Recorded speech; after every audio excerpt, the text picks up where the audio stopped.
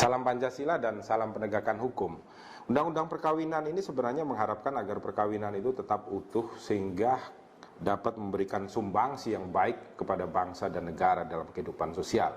Dalam kenyataan ternyata banyak sekali orang yang melakukan perceraian dan banyak perempuan-perempuan muda yang datang ke rumah Pancasila dan klinik hukum menanyakan hak asuh anak itu jatuh kepada siapa. Ada perbedaan antara hukum Islam dan mereka yang tidak beragama Islam.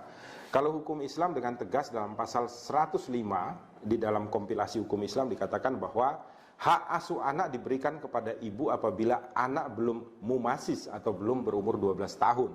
Tetapi kalau sudah berumur di atas 12 tahun maka anak ini diberikan hak untuk memilih ikut bapak atau ikut ibu. Di dalam ketentuan yang sama itu disebutkan atau diperintahkan kepada seorang ayah untuk wajib memberikan segala kebutuhan hidup daripada si anak apabila ikut dengan ibunya. Filosofi di dalam kompilasi hukum Islam ini didasarkan karena seorang ibu ini diyakini akan mencurahkan kasih sayang dan membimbing anaknya secara tulus. Kenapa demikian?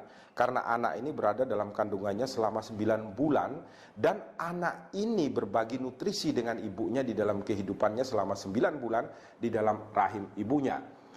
Perbedaannya dengan mereka yang tidak beragama Islam adalah di dalam umur anak menentukan pilihan ikut bapak atau ikut ibu.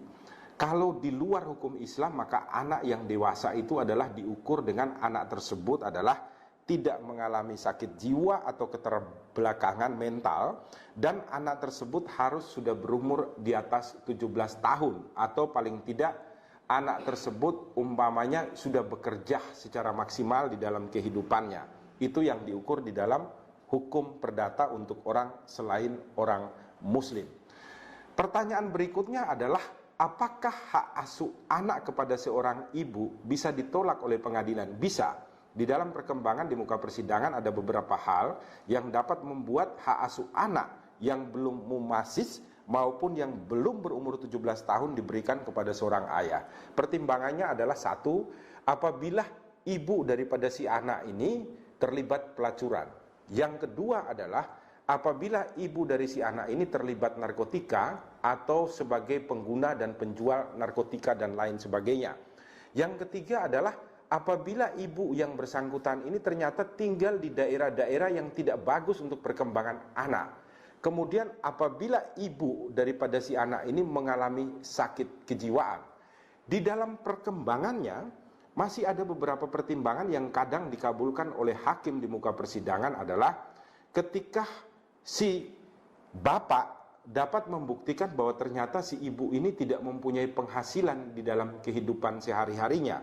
Maka ada beberapa putusan yang kemudian memberikan hak asuh anak tersebut kepada si bapak dengan pertimbangan bahwa secara ekonomi ibunya tidak mampu untuk menghidupi si anak.